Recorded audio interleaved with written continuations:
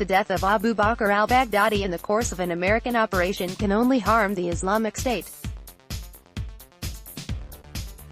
Not only did Baghdadi claim religious authority, which failed to protect him from the Americans, he was far more than al-Qaeda's Osama bin Laden, a field commander, issuing orders to subordinates on the ground on which they fought and directing his organization in war. The death of the Islamic State (ISIS) leader was followed by the killing of ISIS spokesman, Abu Hassan al-Muhajir, the man who would likely have officially announced Baghdadi's death to ISIS's supporters worldwide, had he lived that long. ISIS was, in a few strokes, deprived of its two most senior figures and, after a brief interregnum, they were replaced by men whose names had not appeared elsewhere. ISIS's new spokesman is Abu Hamza al-Qurayshi. After confirming the death of Baghdadi and his own predecessor, he announced the caliph's successor. That man is called Abu Ibrahim al-Hashimi al-Qurayshi. Very little is known about him. However, we know much about the terror organization he leads. ISIS has faced defeat and collapse but remains potent.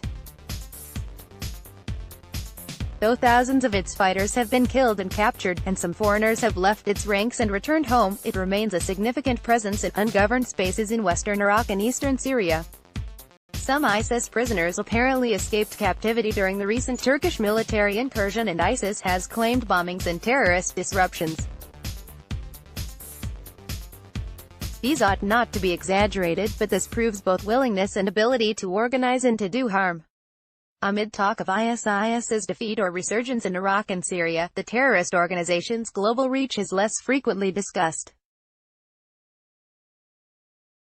After the creation of ISIS's self-proclaimed caliphate in 2014, several international jihadist organizations publicly claimed loyalty to Baghdadi and affiliation with his claimed state. These included Boko Haram in Africa and smaller, local jihadist forces in Asia and North Africa.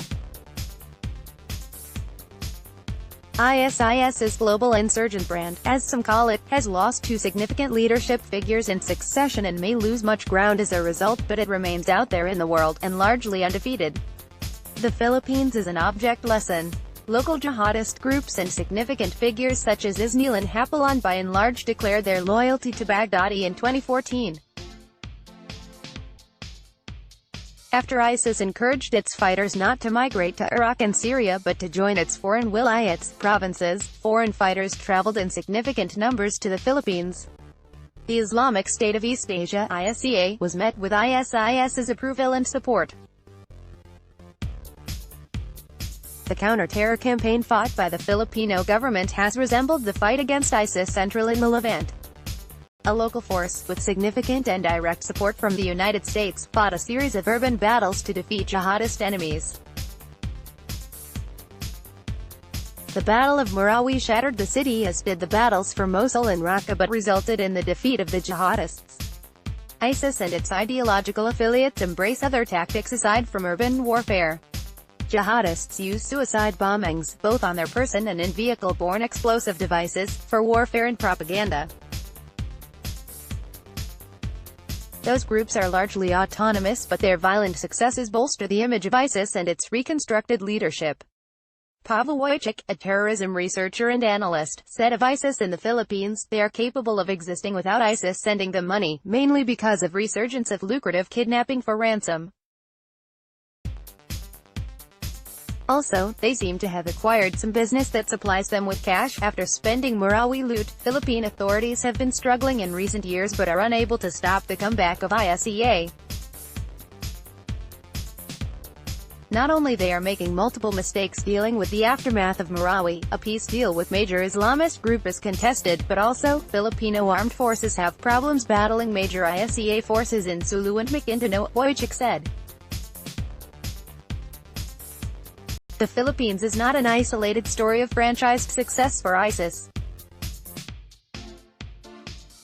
Its affiliates in Africa continue independent of the success or setbacks of the caliphate in Iraq and Syria. In Afghanistan, ISIS Khorasan, as it is called, operates amid a situation that contains a shaky national government in the process of losing U.S. support. In the Sinai, Egypt is fighting a campaign against an insurgency that existed before ISIS's caliphate but was bolstered by the latter's declaration. ISIS is not invincible. The death of its leaders shows that clearly. It can still be badly led and defeated by coordinated efforts of its enemies. However, amid failures among its foes and disunity in the global coalition charged with preventing ISIS's return, its insurgency in Iraq and Syria and foreign provinces around the world will continue to threaten the peace. This and the flow of foreigners and adapting to worldwide ISIS strategy, for me, are